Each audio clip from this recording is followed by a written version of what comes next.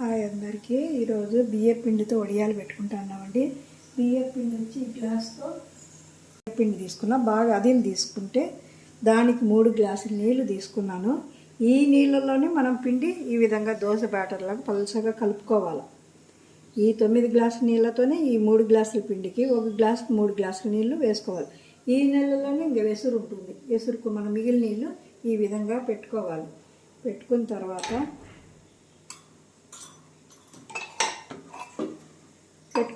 ఇప్పుడు నీళ్లు తెలుతున్నాయి.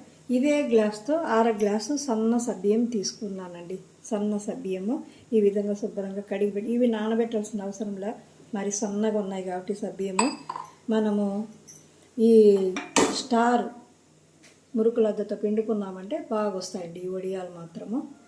ఇదైతేనే బాగుంటుంది. ఇప్పుడు ఈ సబ్బియ్యం నీళ్ళు తెలుగుతా ఉన్నాయి కదా, సబ్బియ్యం శుభ్రంగా కడిగి పెట్టుకునేది దీనికి వేసుకునేద్దాం. ఎవ్వరు రాని వాళ్ళు కూడా పెట్టుకునేవచ్చండి వడియాల కొలతలు సరిగా తెలుసుకున్నామంటే.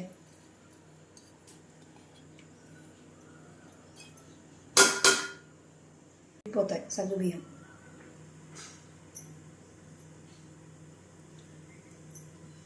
మనం కలిపి పెట్టుకున్న పిండి సగ్గుబియ్యము చూడండి ఇట్లా మెత్తగా ఉడికిపోతుంది. సన్న సగ్గుబియ్యం తీసుకుంటే పిండి కలుపుకోవడానికి బాగుంది. చూడండి మెత్తగా ఉడికిపోవాలి. లాంటి వడియం సరిగా పేలదు, గట్టిగా వస్తుంది పేల్చిన తర్వాత. లాంటి ఇరగనన్నా ఇరుగుతూ ఉంటాయి వడియాలు. సగ్గుబియ్యం అయితే సన్న సబ్బియ్యం తీసుకుని ఈ 9 గ్లాసుల నీళ్ళలో కలుపుకునే బ్యాటర్ ఇట్లా వేసుకుంటూ కలుపుకుంటూ రావాలి. సన్నగా పోసుకుంటూ రావాలి. ఇలాంటి ఉంటాలు కట్టేస్తుంది.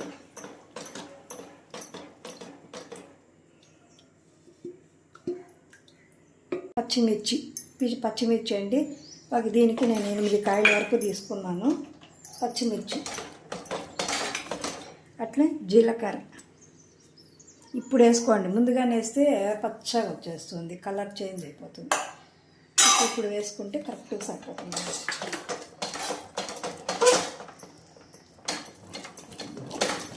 ఇట్లా కలుపుకుంటే ఉంట కట్టకుండా తొందరగా ఇది ఈ విధంగా పిండి చేసుకోవాలి.